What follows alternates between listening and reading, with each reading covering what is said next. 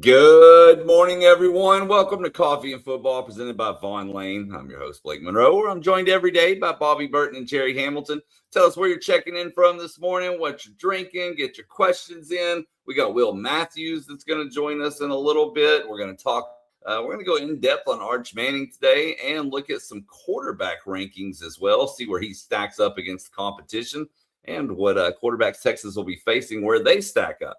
But first, guys, I thought we could talk a little basketball here.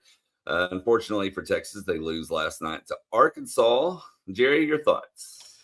Yeah, I mean, look, we'd said Darius Acuff's a future NBA All-Star, and Florida and Arkansas were the two worst matchups for Texas. Texas did not play well. Arkansas played very well. If that's the first time anybody had watched an Arkansas basketball game, they'd say, "How's that team 22-8, right? 21-8 going in that game?" Well, they got ran out of the gym against Florida on Saturday by 34. John Calipari's worst loss of his career, where Arkansas played really bad and Florida played really good. But Arkansas is a typical John Calipari team. They're as athletically gifted as anybody. Darius Acuff should be a top 3 pick in this draft, if not top 2. I agree with what Sean Miller says. He's a tremendous, tremendous player. They started 4 future NBA draft picks on their team, a typical John Calipari team. And when they get going downhill on you, Texas did not play well. Texas has actually been, Sean Miller mentioned at the postgame press conference, as poorly as Texas played last night, though almost the worst part of it was Texas was a top 2 free throw shooting team in SEC play at 79%. That had their worst free throw shooting game, I believe, of the season last night. So they did nothing to help themselves in that game. I think Matas still had 21 and 7, maybe. Dalen Swain had a pretty good game. But Arkansas is super talented. If those teams get going downhill on you, Trevon Brazile was shooting 27% from 3 going into that game in SEC play. He made 3 threes. I mean, they were hitting threes. They were hitting open threes. They were hitting contested threes. They got going downhill on you, and Darius Acuff's a stud player. That was what you saw there was a top-tier NIL team. And John Calipari, I was thinking about it last night. I was texting a couple of people. They started 4 future draft picks on the court in that game. Texas has never started 4 future draft picks on the court at once.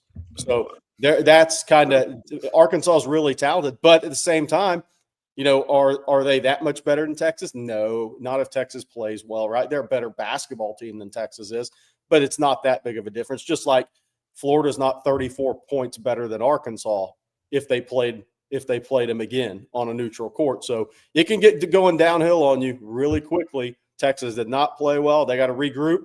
They got to win the game Saturday against Oklahoma. Oklahoma's playing better basketball than they were the first go-round in Norman. Oklahoma's won some games late in SEC on the road against good opponents.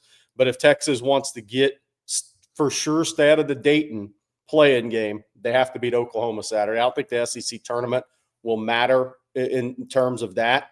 But if Texas loses to Oklahoma, then they will need to win an SEC tournament game, I think, to stay off of that play-in game. So I think Saturday is a very big game for Texas.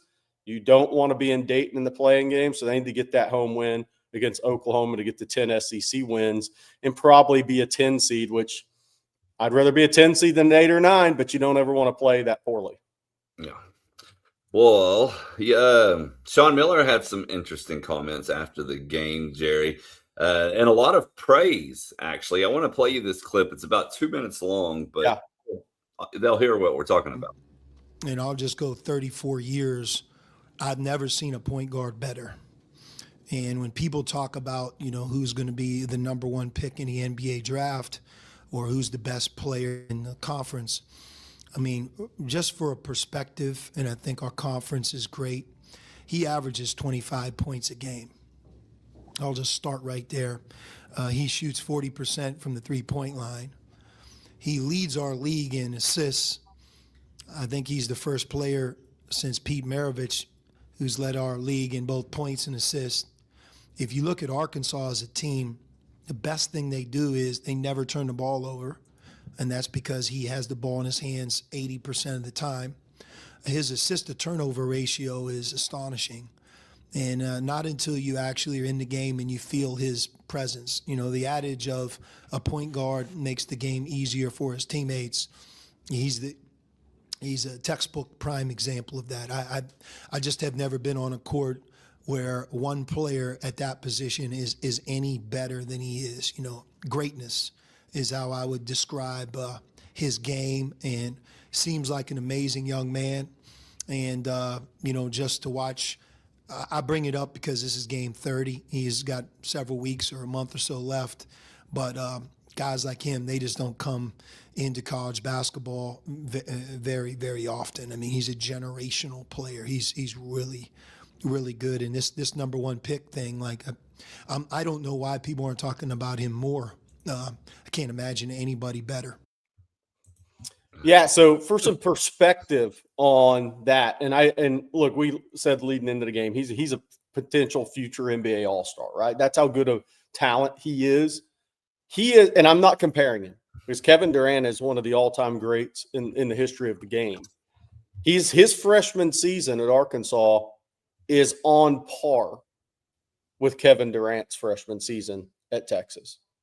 Different players, they're obviously, but it's that level of freshman play, and it's super impressive because Kevin had to carry Texas. DJ Augustine was really good in the future lottery pick, and DJ had a really good freshman year, but Kevin Durant had to carry the youngest team in college basketball, which that Texas team was his only year at Texas, into the NCAA tournament. And the Big 12 was really good back then, like really good.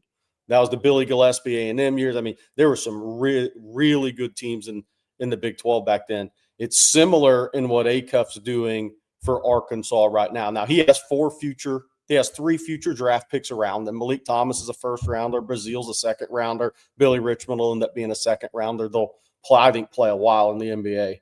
But though he has a lot of talent around him, Texas had a bunch. They had some talented freshmen around KD. Damian James, a future first rounder. DJ Augustine, a lottery pick.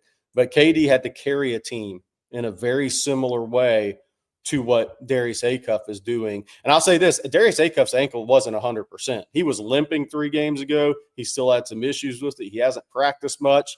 So that's him playing at less than 100%. So my ultimate hat tip when I'm comparing a guy's freshman season to what Kevin Durant did as a freshman. That stuff's pretty rare.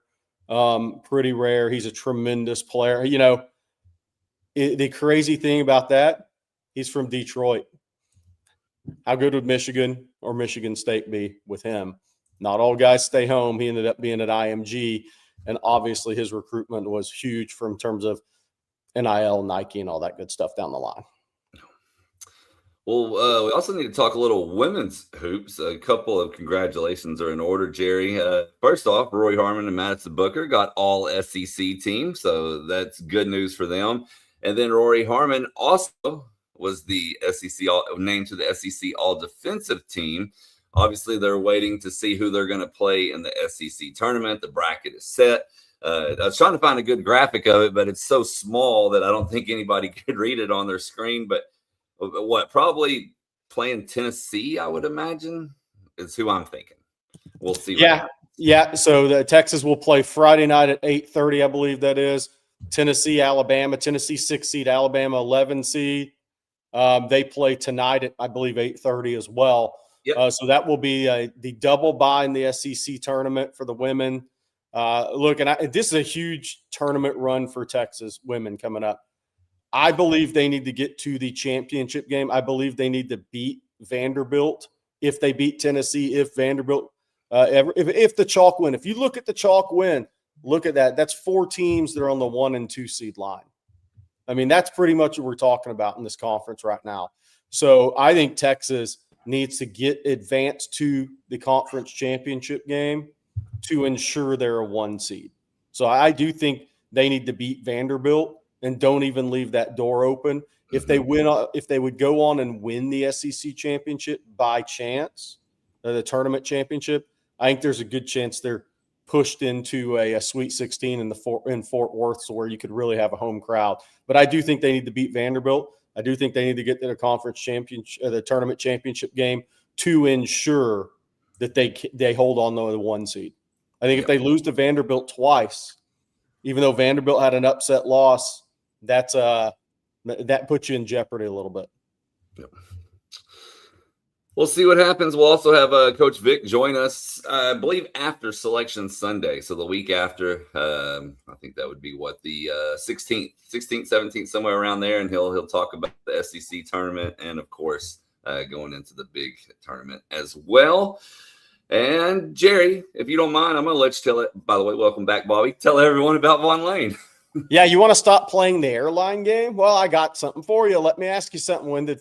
When did flying become a game of how much extra can we charge you? Seat assignments, extra bags, extra, a little leg room, you guessed it, extra. Some airlines won't give you a seat assignment on their lowest fare until you check in. And if you want to choose where you seat, you could be paying $80 or more on top of your ticket. It's exhausting. That's why I want to tell you about Vonlane. No hidden fees, no check bags, no TSA. You board at a private hotel terminal, take your seat in a first-class cabin with only 22 seats, and everything is included. Wi-Fi, snacks, drinks, hot towel service, and complimentary meals on select trips. Plus, Vonlane runs on Starlink internet, so you can actually get work done or stream something without that spinning wheel of death you get on a plane.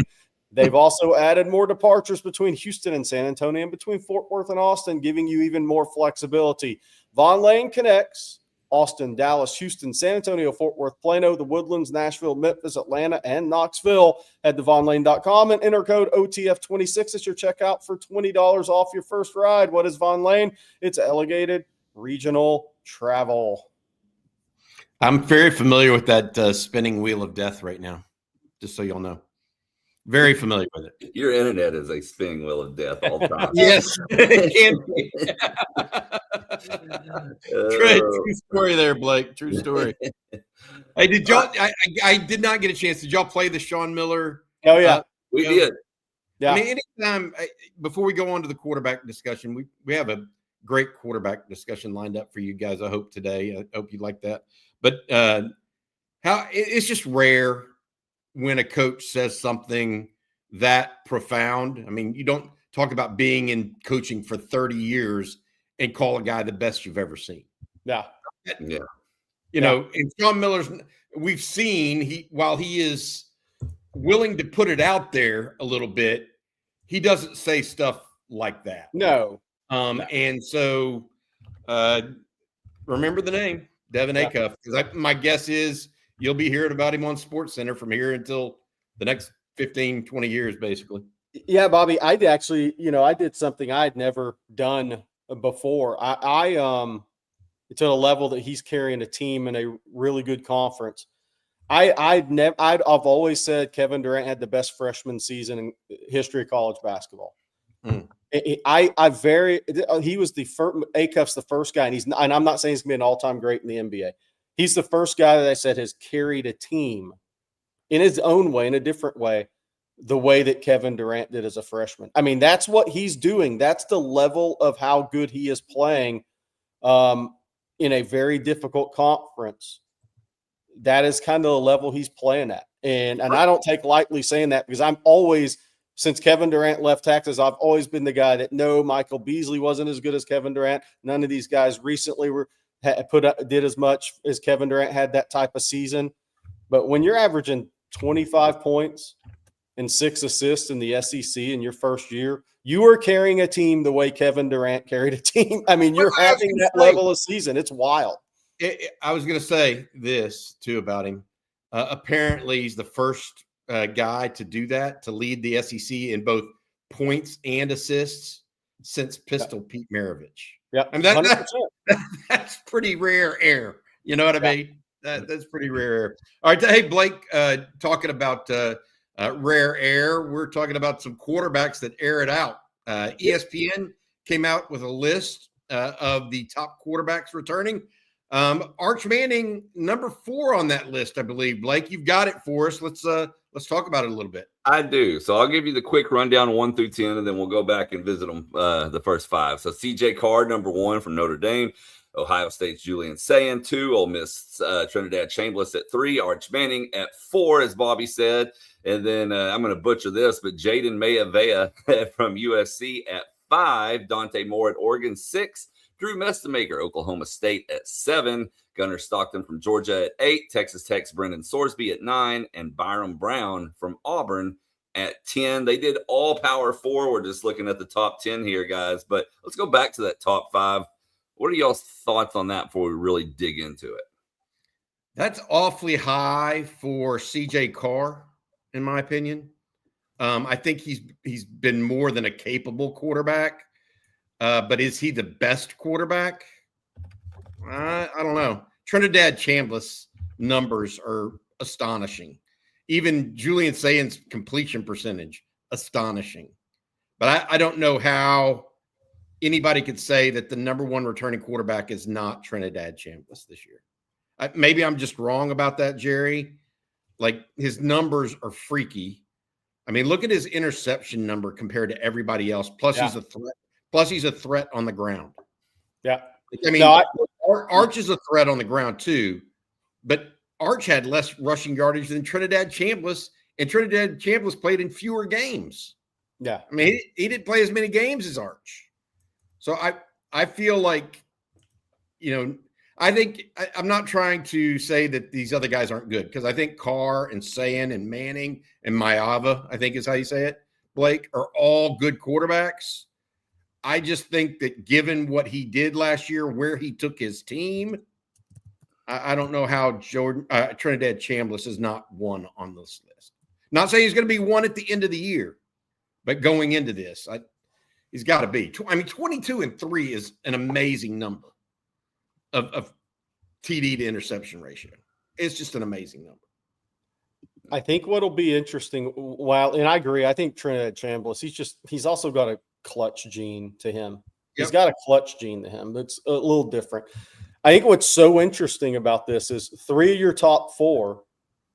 Well, actually, 4. I'm not going to count Chambliss because he had played a lot of football, even though it was D2 level. CJ Carr, Sayin, and Manning were first-year starters. Yes. This is going to be an interesting list to look back on next year to see who made the biggest jump. Now, people are going to say, well, Notre Dame has an easy schedule. Ohio State has a really difficult schedule. Texas has a really difficult schedule. Some people are going to look at the schedule, but I think if you look beyond that at how guys play, it'll be interesting to see of those guys who makes the big jump in year 2 as a start. I don't think they'll all make the same jump, Bobby. Very rare that you look back and all 3 of these guys made the exact same jump from year 1 to year 2 as a starter. So which of these 3 guys is really going to ascend in year 2? I think that's what's going to be interesting to see, because all 3 are really good. All 3 are future draft picks. All 3 could be drafted really high, in my opinion. But which of those guys is going to make the big jump? What's interesting about this, too, is CJ Carr will have the easiest schedule out of Notre Dame, Ohio State, and Texas, obviously. He also loses 2 running backs projected to be in the first round. But he's got a really good offensive line. I think he's got to have good receivers around him. But he could turn around and hand the ball off the 2. Really, I mean, Jeremiah Love's a special running back, and the kid from Denison's getting some late first-round projections now. So he may have more on his plate, especially early in the season, versus what he did last year. Even though his first career start was at Miami, so that was tough, and then A&M. But it's going to be interesting who makes the biggest jump of those 3 next year. I want to say this. The only 2 that were the focal points of their offense last year of this group were Manning and Mayava. Yeah. To your point, CJ Carr was not the focal point. Julian Sayin was not the focal point. He was the distributor. Trinidad Chambliss, he became it, but man, they had a 1,600-yard rush. What was Lacey last year? Manning and Mayava were the focal points of their offense a year ago. So I think that, who has more left if they get additional help, be interesting, Jerry. Go down to that second 5, because Jerry, you and I know this. I mean, Dante Moore, a lot of people said, oh, he's going to be the first quarterback taken, yet they have him at number 6 overall, Drew Mestamaker from Oklahoma State. Freaky year for him, frankly. What did you think about this second list? Again, Dante Moore. This will be a second-year starter next year. What type? Yep. So he's in that group with Carr, Sand, and Manning, and Dante Moore, who's a projected high draft pick next year. Who's going to make that big jump? He's got serious. Stockton will be a second-year starter, right? Yeah. Moore's got serious weapons around him. Stockton loses Zachariah Branch, and he threw a lot. Obviously, that was quick game stuff, and Carr made a lot of yards after. Branch made a lot of yards after the catch. What will Georgia look like this year? I think they're going to have to do it a little differently in the passing game. But Stockton played really well too. Obviously, Brennan Sorsby may have as much pressure on him as anybody because he's getting paid a boatload and Tech didn't score in the playoffs last year, and they're expected to roll through the Big 12 this year. So they don't play anybody. They have the easiest schedule here. And then you have Mestamaker and Byron Brown who followed their coach. There's a lot of familiarity there with head coach, with scheme, with what they're going to do. Mestamaker, actually, a lot of his players from North Texas, a lot of his targets as running back went to Oklahoma State too. So he has an advantage in a way because he has everybody around them he's accustomed to, except maybe one guy that graduated. He threw the ball to, he handed the ball to. That's a lot of familiarity for him going into next year. Byron Brown, can he play the same game? And he's big. He's 6'3", 230. But can he play the same game in the SEC that he did at USF? Looking at that's a totally different league and a totally different how hard you're being hit on a play-in, play-out basis. 1,000+ rushing yards for him. Yeah, at USF at South Florida last year with Alex Golesh. And interestingly, Jerry, and I've looked at other people's rankings of the portal, and you have too. I mean, we do this for a living, so we get a chance to. I don't know that any other ranking out there has Drew Mestamaker as the top quarterback in the portal. Yeah. I mean, this essentially makes him, right, the top quarterback in the portal over Brennan Sorsby, over Byron Brown, over Sam Levitt. Does it not? I mean, that's what they're essentially saying here. I am actually a believer in Drew Mestamaker, having watched him in the bowl game, actually, and I know it wasn't his best performance. I don't have a problem with him that high, actually. I think he's got a hell of a chance. Chance. So, anyways, what's striking, Brennan Sorsby and Arch Manning have roughly the same completion percentage and very similar stats. Yeah. Overall, you know. Where did I have to look back? Where's Darian Mintz on this list? He was like 12 or 13. I thought. You want to talk about a guy that's going to a better situation? 11. So 11. What is? I mean, I'm going to say this. I'm going to give him credit. He transferred and he led Duke to an ACC championship. What did it mean? I don't know, but he did it. He still did it in a league. So now he goes to Miami, and he walks into Malachi Toney and a number of other really talented players at Miami. Mark Fletcher at running back. He may have walked into the best situation. Although Miami loses 4 starting offensive linemen, they'll all be drafted. So his mobility may actually be what Miami needs next year. But he may be walking into the best situation of any of those transfer quarterbacks. Yeah, because that's a real deal when you can flip it to Malachi Toney, and Miami's got other speedy guys on that team at wide receiver, guys that transferred in or coming up that they recruited, and to have Mark Fletcher in that power run game, the way Miami plays football offensively. He's walking into a pretty good situation to rise in these rankings. And if he rises in these rankings, that probably means Miami may be back in the playoffs. Yeah, I think they're good. Somebody asked about Sam Levitt. Yeah, we're about to get to opponent quarterbacks. Actually, I pulled those. Texas will face 5 in the top 19 of this list. And let's look at that. Bobby doesn't like that. This is what I think Rod and I, we talked about this on the show. I think this is the toughest schedule Texas has had in a while in a regular season. And it's because of the road games. It's the 9 SEC games. It's only having 1 week off from 2. and who you're playing. You still have Ohio State, right? Even UTSA has an experienced quarterback who's a quality player. Will probably end up in an NFL camp as an undrafted free agent, McCown's kid. But you look at this saying, Chambliss Levitt, who was hurt most of last year, had the Liz Frank. I don't think he's taking part in spring practice unless that's changed. Marcel Reed at 18, Mateer at 19. I'd probably flip those two, honestly. But Texas plays a number of talented quarterbacks coming up this season, and more so, there's a couple of guys that I think will end up on these lists. Camario Taylor and Aaron Philo. There you go. Yeah, so we got those guys are going to move up this year. Those guys are going to move up this year on this list. Camario Taylor, Bobby's super talented.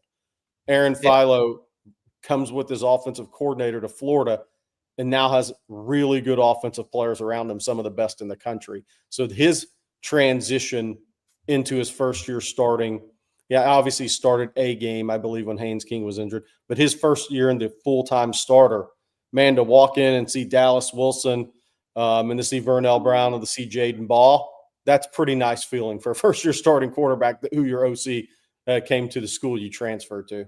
Yeah, the supporting cast at Florida is superior to the others, perhaps. I will say this, of this ranking, and Blake mentioned it at the outset, this is of the Power 4 quarterbacks. Yeah. So it doesn't, I mean, literally when you get down, I think, what are there, 64 Power 4 teams, something like that. So you're in the back half of this, but I think Aaron Philo of that group right there has the supporting cast that, you know, everybody would point to as, hey, this guy has a chance to make something of it. Whereas Camario Taylor, I mean, he's got some issues. I mean, he's got personnel issues around him potentially.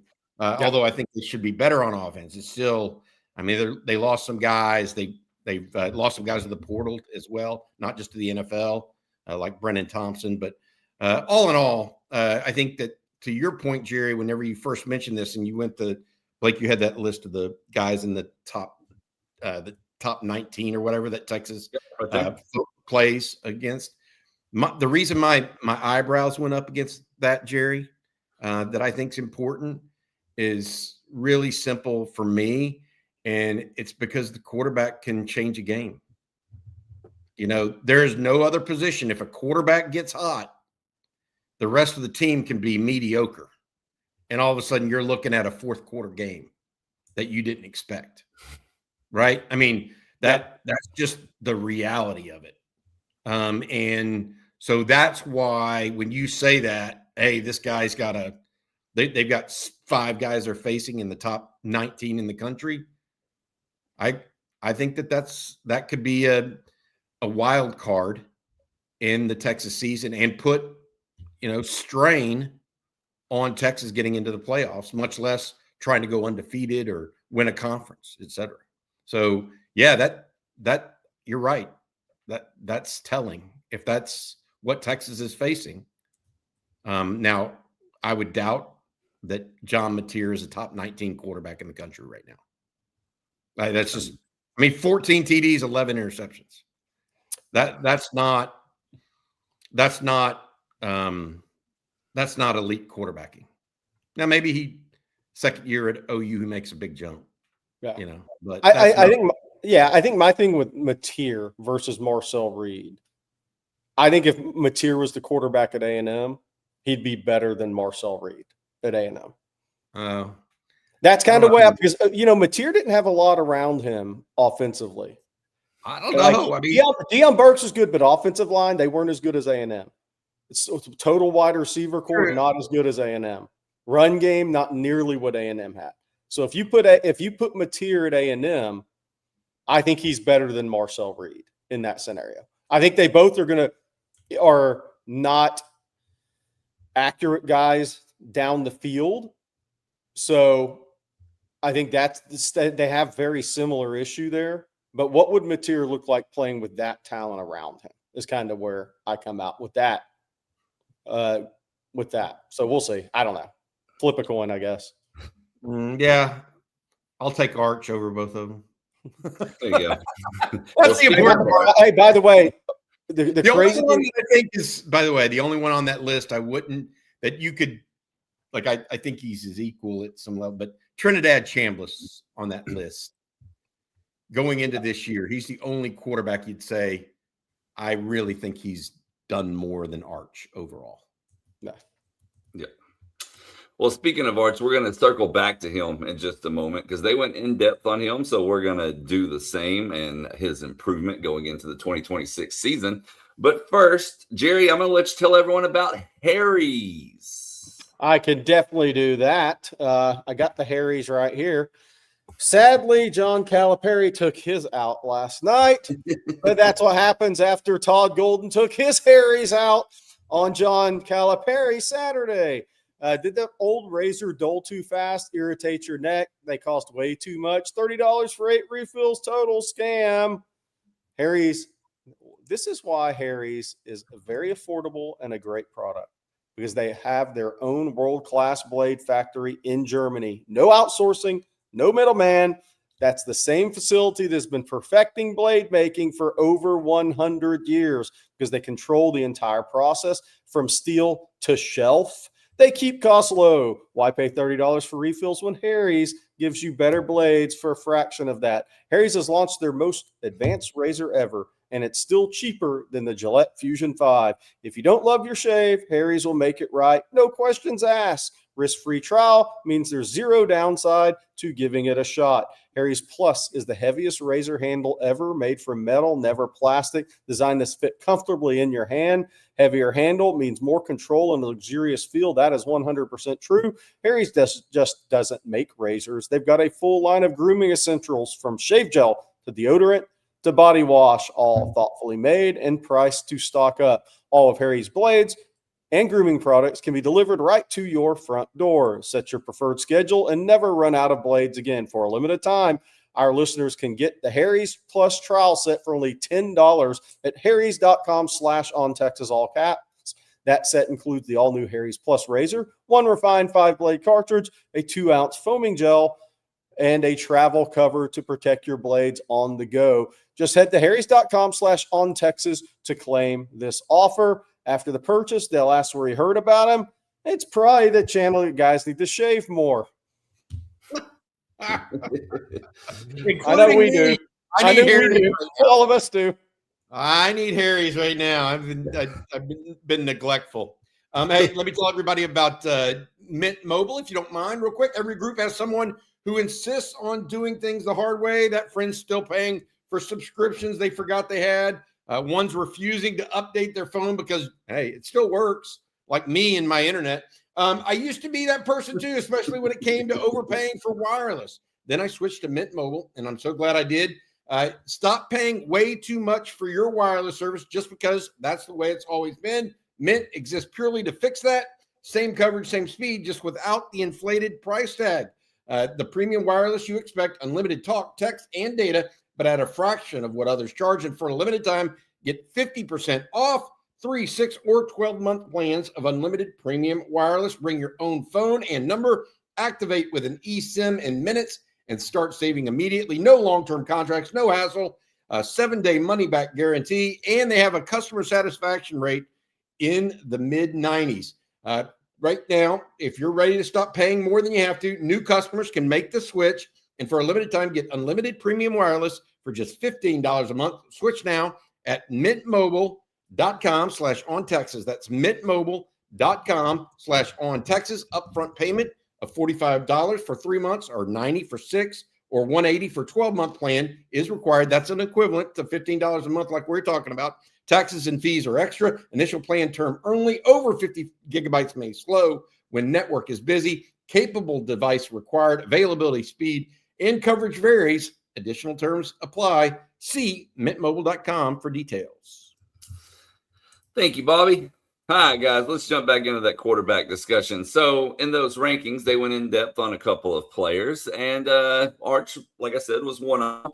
And one thing that they spoke about, and I'm going to put it up on the screen here, is his need to improve. Now, a couple of takeaways, if you can't read that, it says that Arch actually ranked first in QBR after October, ahead of even Mendoza. His decision-making sped up immensely, and he learned to use his legs to great effect, rushing for 225 yards, not including sacks, and 3 touchdowns in his last 2 games.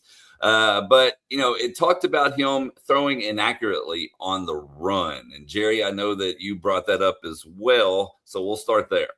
This is kind of what we were talking about earlier. Which of these quarterbacks will ascend the most in year 2 as a starter out of a Carr, Sayan, and Manning?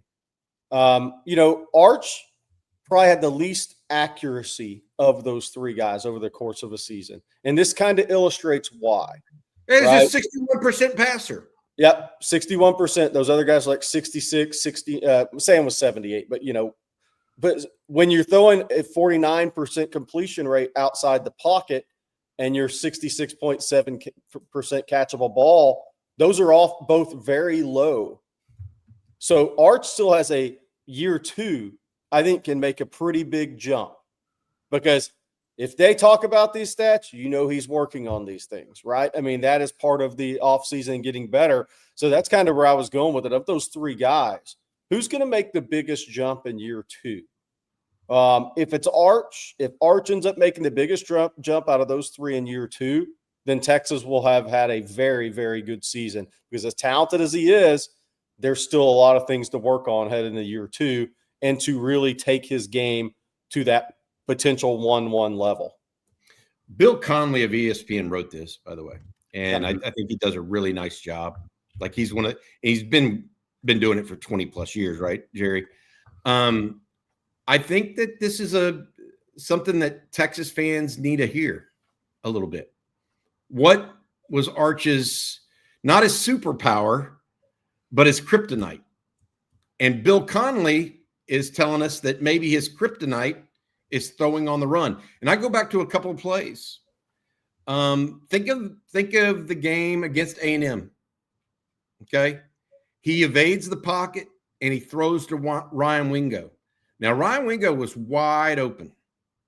Ryan Wingo had to make a hell of a catch on that ball after a scramble, right? I mean, you agree with me, Jerry? Oh, yeah. And so I feel like my brain tells me there's some real truth to what Bill Conley's getting at. How do you improve your accuracy on the run? I don't know. But to point out, we all like to talk about the positives of all of these players. I mean, because it's more fun. It's like more, gets the dopamine running in your head a little bit, right? But I think that pointing out his kryptonite is especially important if he wants to be better. Yeah. And so I also think that Bill Conley mentions here, and I think it's important, that the supporting cast around him should be better. The one thing I am concerned about of all the things on offense right now is if you go with Smothers and Raleek Brown as your top 2, I felt like last year Trey Wisner became a capable pass protector. Okay. I wonder if Raleek Brown can ever be a capable pass protector. I wonder if Hollywood Smothers is or will be. So beyond just talking about Arch there, that other element comes into play. But I do believe otherwise that the talent around Arch will be significantly better as well. Yeah. Yeah. And I love that there's that type of upside left for Arch. Yes. Yeah. Because, I mean, we're about to talk to Will Matthews we're going to talk to him about this subject. That what I wouldn't be as excited about with Arch is if he had already almost maxed out where he was after year 1 as a starter. Because then I want those guys to have that upside in year 2, and have a lot more growth they can get to in year 2, because that can truly elevate your team if that guy makes that big second year jump. And Arch was tremendous the last half of the season. But you can always go back during games and say, man, he can end up being a lot more accurate than what he was. in his first year starting. If his completion percentage, and yes, there were some drops in there too, but to Bill Connolly's point there, if we look up next year and he's at 66% completion percentage, how much does that change what Texas season looks like and what their offense looks like? That's a massive. It's people say, well, it's 5%. That's a massive difference over the course of a season. On consistency, on a consistent basis. Yes. So you can talk about drops all you want. The number of drops that Texas had last year is not going to get Arch Manning from 61% to 66%. No. I mean, it's got to be, it's more than that, to Jerry's point. And I completely agree. You'll get a more consistent, output from your offense if your quarterback is more accurate. That's just bottom line. Okay, guys. Well, I believe our special guest is here and ready to go. Good morning, Will Matthews. What's up, team? It's been a minute. I think that oak tree is blocking his internet right now. He has Bobby's internet. Hey, we'll get to you. You got me. Will, how about now, buddy? Yeah, I'm good. Are y'all with me? Yeah, you're going in and out a little bit, but it's okay. Hey, Will, we were just talking all these quarterbacks that Texas is going to be looking at next year. We talked about pass protection a little bit. Trey Weiser improved in pass protection last year. Raleek Brown and Hollywood Smothers are smaller backs. Are they going to be able to handle pass protection in the SEC, in your opinion? I mean, they've got to, and that's the deal. You have got to be able to match the run and the pass a little bit by your backs being able to pick up the blitz. And I have seen some very, very efficient smaller guys be able to step into the pocket and really stone a passer. But that is the way you have got to be able to check to it and be able to protect your quarterback and the running back. I feel have got to take a really, really, really forward step into that to make sure that he stays on his feet and can deliver the ball. That's a really important thing, and that's a point of emphasis, especially in that running back room. What about the quarterbacks Texas is going to face, Will? 5 of the top 19, apparently, according to ESPN. My concern there is you get a hot quarterback, all of a sudden you're deep in a fourth quarter game with a hot quarterback, and we know those games can go either way. What do you make of the talent Texas is going to see at quarterback in 26?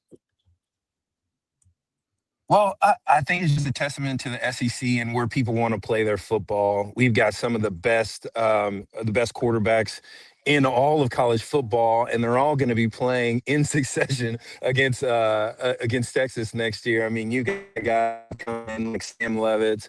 You got Trinidad Shambliss, who was able to get another year, and you've got this incredible amount of experience. And what we all know is, if you've got a hot quarterback who can do his thing and deal that ball, it makes it really, really difficult for opposing defenses. And guys like Will Muschamp, they know what it takes to win in the SEC, and this is something that's new to them. Yesterday, I did an interview with Coach Sark and Quinn Ewers at UT over for American Airlines, and one of the things that Coach said was, you know what, our schedule's tough, but I wouldn't want it any other way. And I tell you, for next year, the way the schedule shakes out, Texas will have to earn it, and there will be no walks in the park. There's not a 12th just play in for Texas. Texas will have to earn it. They're going to have to show up every weekend. The defense is going to be ready. And really, you know, like when you've got a guy like a Manning or who's in that position to really, really carry the team, especially in their second year, you can hit a run. I mean, of course, those other quarterbacks could get hot, but I mean, I'm hoping for Manning to get hot and for Texas to be that offensive juggernaut that we've been waiting to see for a while. Texas is going to need that from Manning to beat these quarterbacks because the SEC is full of great talent this year. Hey, Will, I want to follow up on that since you brought it up. I mean, obviously, Sark, you interviewed Sark last night. We're 4 days out from spring practice starting. What else did Sark say in that interview that kind of piqued your interest or kind of got you fired up, prepared for spring ball and what we're going to see from this new look Texas team with over half the roster turning over? I really got the sense for him that he's excited for the spring. And he said he's like, these guys are and I would say that unless I really meant it. You've known me long enough to know that if I didn't feel that way, I would not say it. And just listen to him talk about the ability of the guys. And what I expect for this spring is a whole step forward by so many guys. I mean, we've got Cam, we've got Wingo, and what is happening over there on the 40 acres is you've got these transfer guys who are coming in absolute studs. But what they're doing is they're bringing passion to the workouts. They're showing up to the field house. We got guys like Jermaine Bishop who with a smile on his face at every workout. You got guys who are saying, look, this is our opportunity and really this is our time. And it's something special when you play around guys and Cedric Benson and Derek Johnson and to play at Detroit with Kevin Jones and those guys. They know what it takes to win. And inside of them, they've got a special chip on their shoulder and a drive. And you've got guys with incredible talent, number ones in every category who are saying, you know what, I've got a chip on my shoulder and I got I my resume from the past, I got to go and big plays now. And there's just that excitement on the 40 acres, even coming from the top with Coach Sark. And he knows what he's got. And I think the question will be, how do we fit those personalities together to really maximize the talent for next year? I've heard, Will, a lot of Cam Coleman talk about being one of the hardest workers at wide receiver already, if not the hardest worker.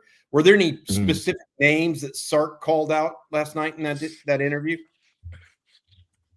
Yeah, definitely Cam. I think that was one of the ones that, he's excited to see him. I think he's not only a great talent, he's a culture guy too.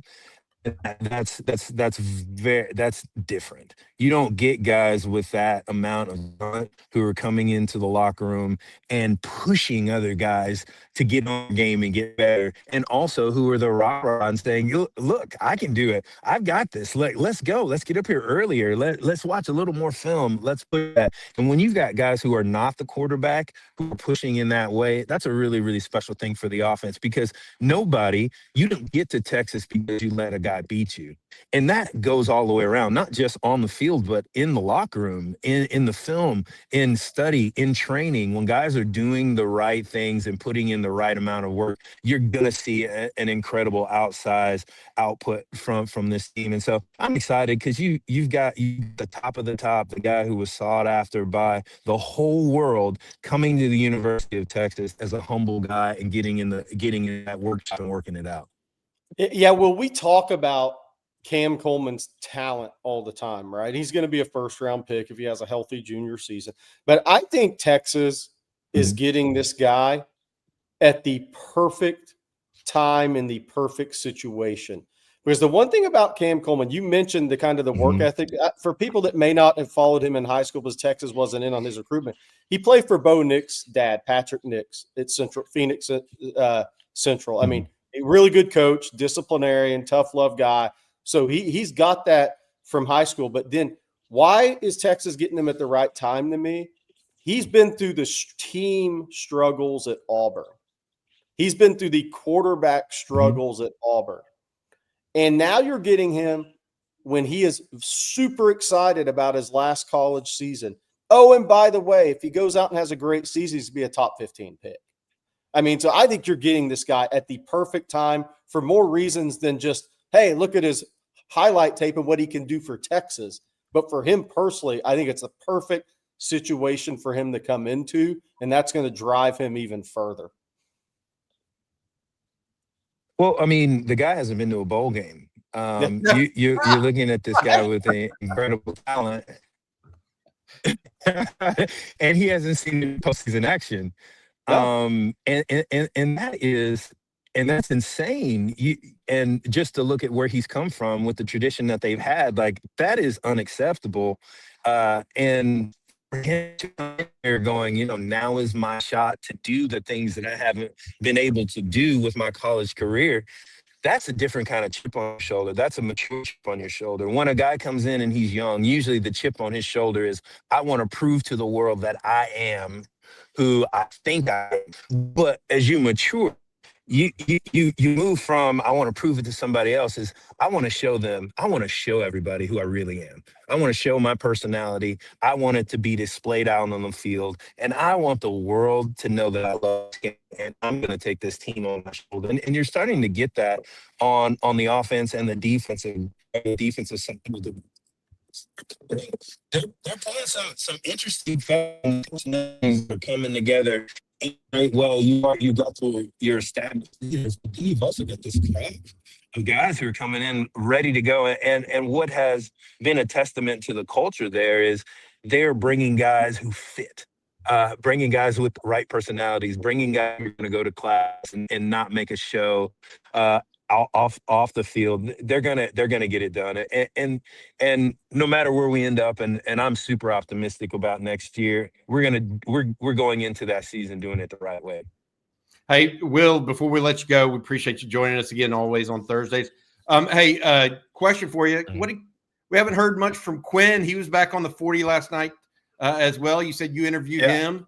What did Quinn have to say? Anything interesting from young man that's now the starter down in Miami?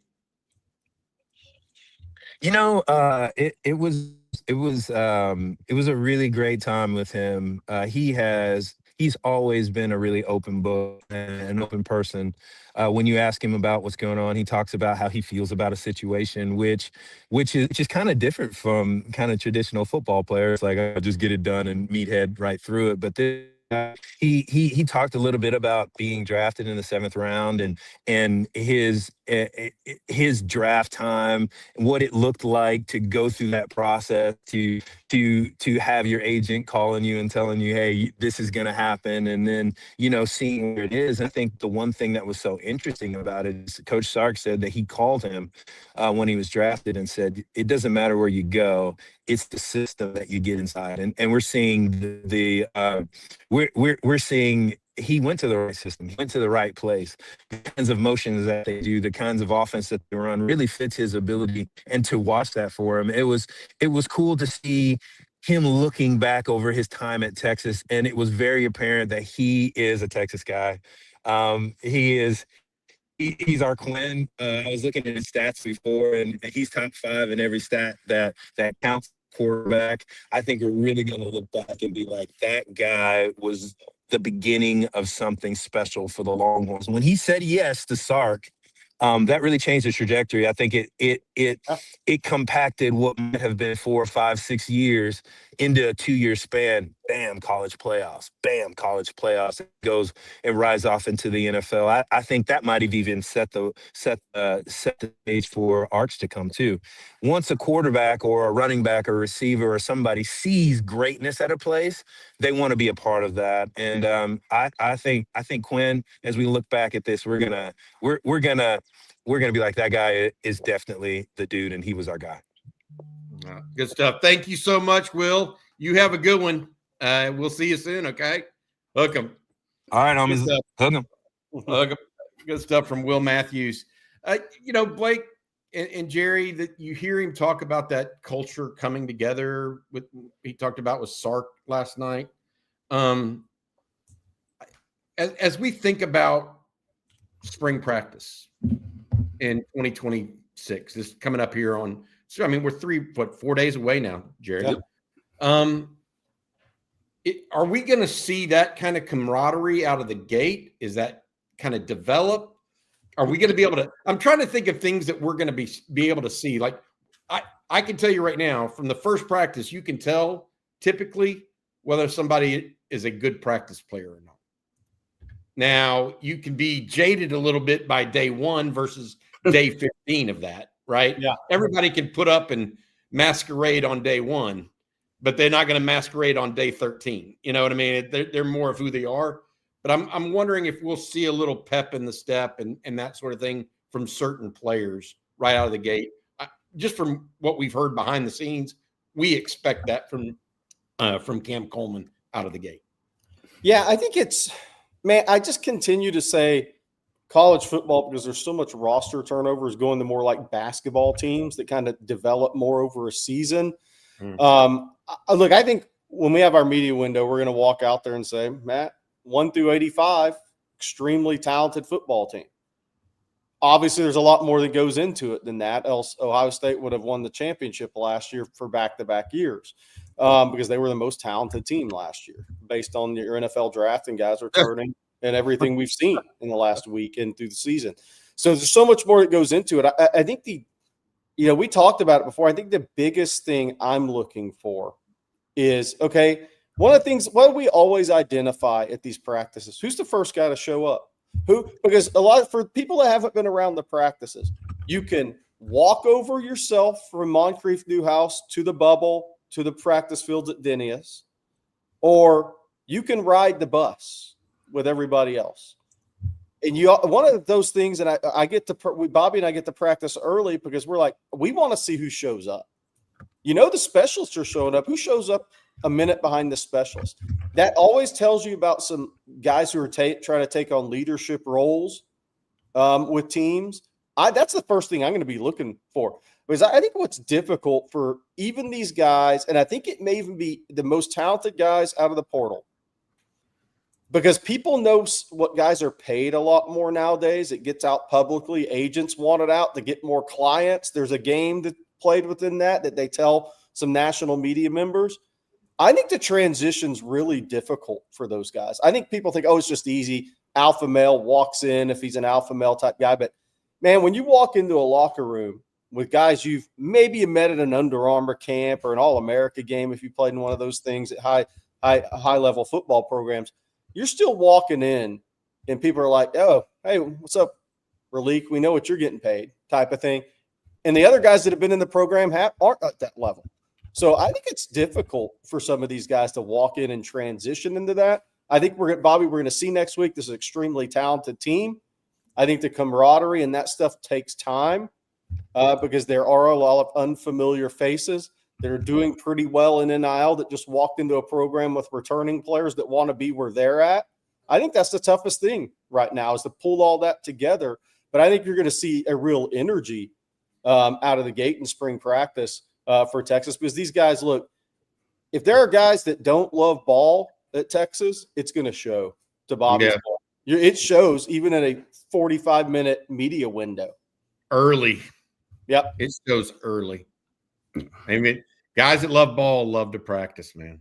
Yep. Now, they may not – it's just – even the guys that love ball that slough off a little bit in practice, you can tell it's interesting.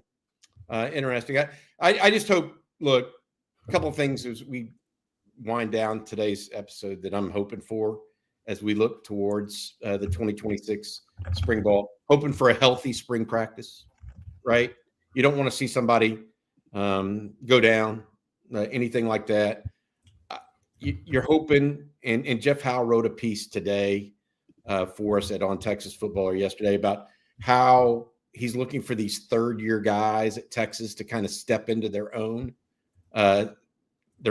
shoes right now. Like an Alex January started last year, right, Jerry? But now what's he going to be? Is he going to continue to take that climb? Anthony Smith, same kind of situation. Xavier Filsaime, who's may not be available much in the spring, but he's in that category. What's he going to end up looking like and being long-term? And I feel like we've just got guys right now. Brandon Baker's in that category for third-year guy. I feel like this is just a nice mix on this team year to year, whether it's Arch and Cam Coleman and Ryan Wingo and those guys, or the addition of Brown and Smothers in the backfield, Townsend at tight end. You just look around and you see the makings of what things might be, and you got a guy like Jelani McDonald that's back, that's got some experience in the secondary, young, kind of unbridled talent, and a guy like Cade Phillips. Everywhere you look, there's guys. How do they look when they put it all together at the same time? And that's That's one of the things that I'm going to be looking for this spring and see what we get. Thankfully, we get a spring game, by the way. That's going to be like we'll be able to see the culmination of it, Jerry and Blake, as opposed to last year where we got the snippet, right? But we didn't get the back end. This year we'll get both. Hopefully we'll get. They haven't announced that there's going to be a media window necessarily next week, but we expect it, given that Sark's done that his entire career at Texas. But the fact that you get potentially look at the beginning of and end of that will give you a true sense of elevation, who's elevating, how the team's coming together, that sort of thing. So, but first and foremost, a healthy spring. Yes, that's always the priority. I'm about to have to get out of here a little bit early, but I wanted to bring this up for Jerry before I do. Yeah, so we always like to bring things like this up. Austin Gooseby, obviously sees Trevor on the left, not in the sling, by the way. Austin Gooseby received his McDonald's All-American jersey yesterday. A huge day for the family, right? I mean, look, McDonald's being a McDonald's All-American as a high school senior is one of the really big things in these basketball kids' life. And Texas has had over 10 of them, and I believe all but one has been an NBA draft pick, maybe all but two. Austin Gooseby's certainly going to be an NBA draft pick. His senior year, he's playing phenomenal. Best level of his life for Jermaine O'Neal at Dynamic Prep.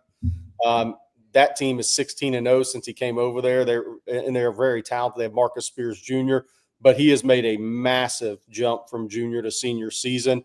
He elevated himself to this McDonald's All-American selection.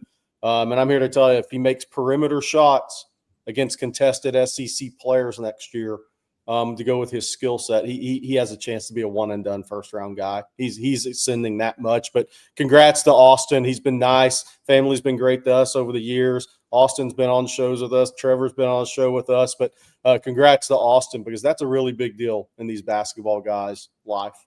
I mean, you look at the guys who've made the McDonald's All-American game, some of the best players that have been in the world.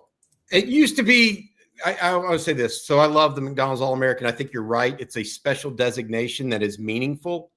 It used to be a parade All-American in football. Mm-hmm. You know, it was the same kind of category. Now that's kind of gone by the wayside. But yeah, congrats to the Gooseby family. Did you see how big Trevor was in that photo? Hey, Jerry, do us a favor. Tell us about Vonlane, if you don't mind. Yeah, what is it? First class without the fees. I love when airlines advertise low fares and then hit you with fees for everything. Want a seat? Fee. Want to check a bag? Fee. Want Wi-Fi that actually connects? Good luck. Some carriers are now making you pay $80 or more just for a seat assignment on their cheapest tickets, or you roll the dice at check-in. Real relaxing way to start a trip, right? Not really. Vonlane flips the whole script. You walk into a beautiful hotel terminal, no lines, no TSA, no stress. You board a coach with just 22 first-class leather seats. Everything's included. Wi-Fi, snacks, beverages, hot towel service, and complimentary meals on select departures. Bags, bring them, no charge. And the internet is Starlink, which means it's fast, reliable, and actually works the whole trip, not just when the plane hits cruising altitude and the stars align. That's a nice line right there. Plus, Vonlane just expanded with more departure times between Houston and San Antonio and between Fort Worth and Austin. Vonlane serves Austin, Dallas, Houston, San Antonio, Fort Worth, Plano, the Woodlands, Nashville, Memphis, Atlanta, and Knoxville. Go to vonlane.com and enter promo code OTF26 for $20 off your first ride. What is Vonlane? Well, that's a private jet on wheels. All right. Thank you, Jerry. And Jerry, I'm going to turn the show over to you. You're going to have to run things if you don't mind. So I'm going to put up one of the super chats over here in the starred category. I'll read it, and I'm going to make my exit. And I'll let you guys take over. But from CD Horns 10, and thank you, CD, says the A. King Hall interview has to be my favorite one yet. Special kid. What are our chances here? Really hope Texas is all in. The way he talked about hard coaching makes me think he'd love Muschamp. So King Hall is a defensive back from Dothan, Alabama. I was by Dothan High and spent some time with him last week. The video is now obviously posted on the on Texas Football YouTube channel. I think that we did 3 interviews. We posted 3 at the same time. King Hall, Tyler Alexander, and Jernard Albright, the safety at Effingham County. King Hall, you'd seen the tape of him when you go out. This is why I love going on the road. You'd seen the tape of him. He's really, really good. You knew even when he wasn't ranked, he was going to be a top 100 guy in the country. That was pretty obvious on the tape. The college coaches were also telling you that when they came through in January in the offers. But the time I spent with him was so impressive that he shot up way high on my list of guys I hope Texas can sign, not only as a player, but look, like he said, he talked about it in there. He's had boxing in his background. He's a chess player. He plays chess in his spare time. He checks so many boxes, but he's a physical football player. He's going to run in the 10-7s this year. He checks all those athletic boxes. He checks the football box. You talk to his head coach, who used to coach in Milwaukee, Wisconsin, had Melvin Gordon, a couple of other NFL players, and he put him right there with Melvin Gordon in terms of a prospect. And for all those reasons, and I thought King Hall was so, so impressive as a dude, as a young man. And he is going to visit April 11th unofficially. I do think Texas will get an official visit. Alabama just offered him 2 days ago. I don't know what took them so long. His sister played volleyball at Alabama. So there's that natural connection at Alabama. We'll see where Alabama goes with that recruitment, because if they had offered him early, they'd have been easily the favorite. But I don't think that means they're a lock either. But he's going to visit Texas April 11th. The biggest thing, anybody that's not Alabama, Auburn, FSU, Florida, and Georgia has to overcome in this recruitment. The mom does not like to fly. And that's a 12-hour drive from Dothan to Austin. So that's significant, but you just got to get him on campus. Texas loves him. I actually am about to publish a story when we get off the air about all the defensive backs that Texas is in on. They have 7 guys set up for official visits right now. I think that number is going to go to 13 or 14 official visits that are DBs in June. Texas has never had close to that number in June for official visits. And I've said a couple of times on the shows before, Texas is truly prioritizing defensive back in Will Muschamp's first class, Bobby. I think they're going to bring in 13, 14 for OVs in June alone. And that most years it's been 8 or 9. And it's high-level guys. The corners in the state of Texas are tremendous. Brandon Sherrard out of Shadow Creek is the latest official visitor from in-state, a 6'1" corner with super long arms. There's a ton of national guys, safeties, DBs like Honor Falave Johnson, Jernard Albright, guy we're talking about at King Hall. But Texas is really prioritizing defensive back in this class. It's going to be interesting to see how it all turns out.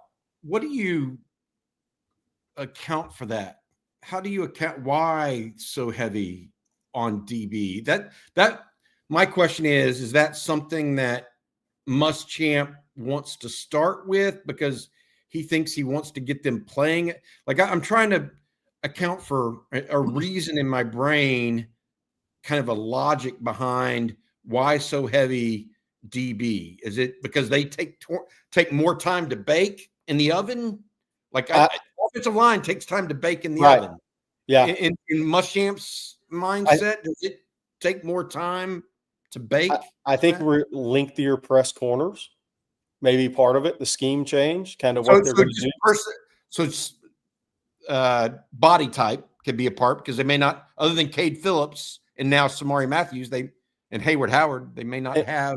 And guys that can maybe more naturally man guys. Like I think Malik Muhammad would have done really well under Will Muschamp, right? That's his standout quality. I think you're looking for taller, lengthier corners that have that ability to play man. I think playmakers on the ball at safety is big. And I mean, these are all saying, well, that's what everybody looks for. I think the other thing is big physical nickel. Big physical guys, a couple of guys that can be big physical nickels and play the run in the SEC and Muschamp scheme. I think it's just kind of the personnel that they're looking for. But I also think, look, the one thing, if you look back at Georgia when Muschamp was there in the Kirby Smart days, that a lot of their defensive backs were high school guys, right? They were high school guys that they developed and had that run of development going. They weren't really heavy portal at defensive back. So I think they weren't heavy portal anywhere on defense. Right. So I think there's an element of Muschamp and Gideon want to bring these guys in, Orfe, and bring in their guys and develop them. But I think it's also the skill set that they're looking for, because it is going to be a different defensive scheme, and the guys are going to be asked to do different things. Jerry, what about this one? I personally agree with this a little bit. Frank says, should we be concerned that a Georgia-type defense is historically vulnerable to running quarterbacks, considering Texas running a similar D and the amount of running QBs they'll face? This is something that Rod Babers has brought up multiple times, and I agree with him. The quarterback scramble now is like the most successful play in college football. I mean, it averages – Arch Manning averaged over 10 yards per scramble last year. That's a really successful play. And Muschamp and Georgia's D has been theoretically susceptible to that historically. It's one of the things that caused Texas problems when Muschamp was here the first time. I mean, and it is something that PK did extremely well with when he faced a John Mateer or a Marcel Reed. He kind of hemmed those guys in by playing zone. So I think Spank has a good question here. Should we be concerned about the type of defense that Georgia runs and its potential susceptibility to running quarterbacks? Because it's not just the guys I mentioned. It's Trinidad Chambliss and Sam Levitt, guys like that too, that they're going to play. Well, they're going to get a lot of practice at it this year. There's going to be a lot of preparation. I mean, Kamario Taylor, right? I mean, that guy can fly, and he's big. He can run over you too.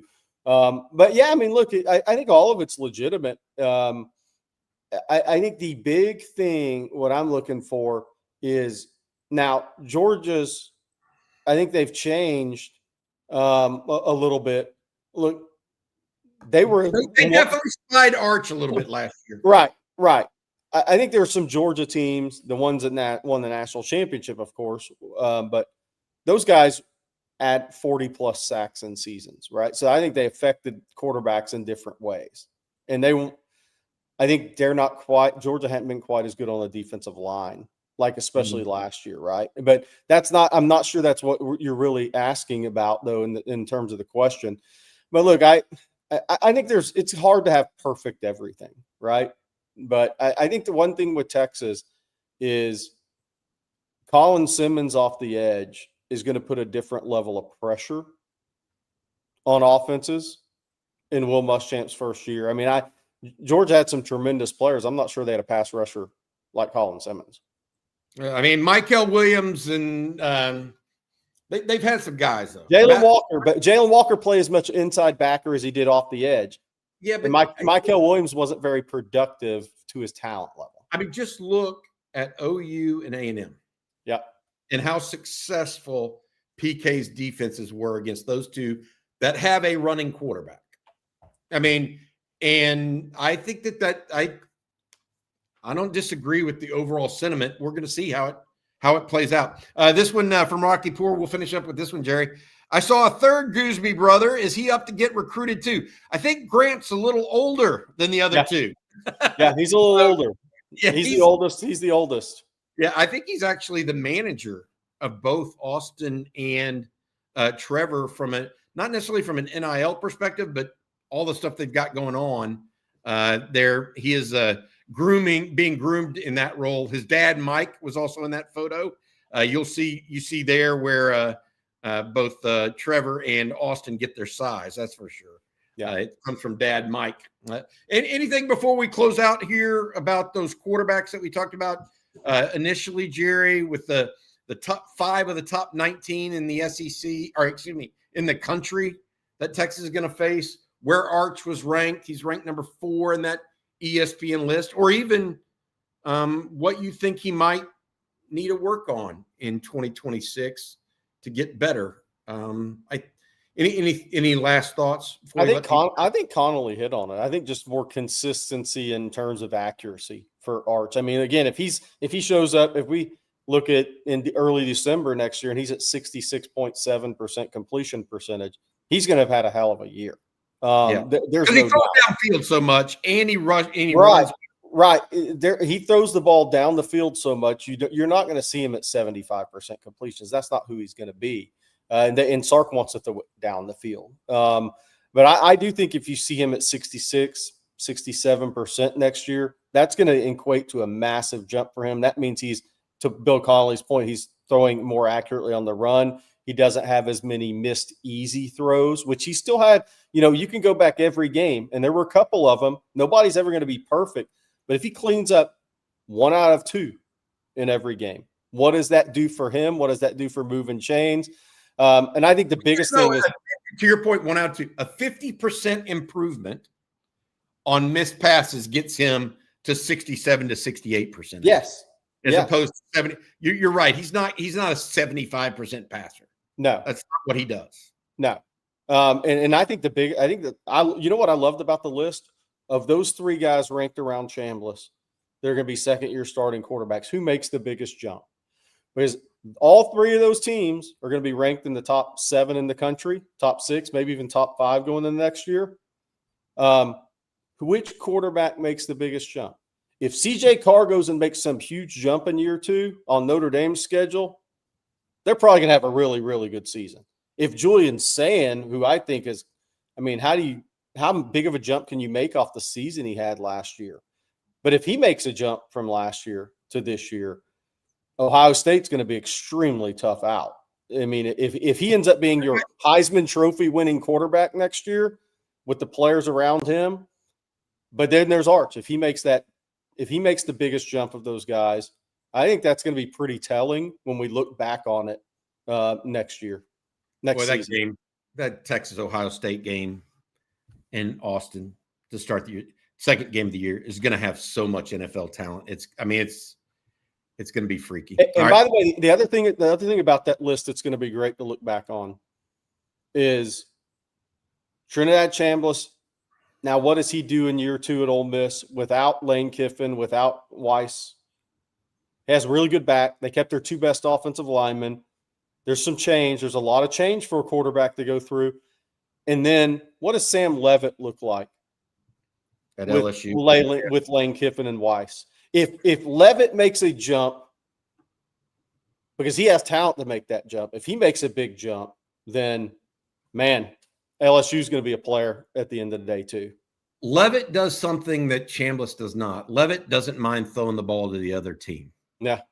Chambliss is very stingy in that regard. Only 3 interceptions last year. All right, Jerry, that's going to do it for today's edition of On Texas Football's Coffee and Football. Thanks again to our sponsor, Vonlane. Appreciate you very, very much, guys. Make sure you get on the bus if you're flying or if you're driving between major cities in the state of Texas instead of flying and incurring all those extra fees. Also, Jerry, we've got more coming up today. Rod's got Football Theory. We've got another live stream as well tonight. We are going to be previewing spring ball coming up in just 4 days from now. For Jerry Hamilton, as well as Blake Monroe, who had to take out a little early, as well as the rest of the On Texas football team. You guys have a good day. Hook 'em horns. We'll see you again tomorrow morning.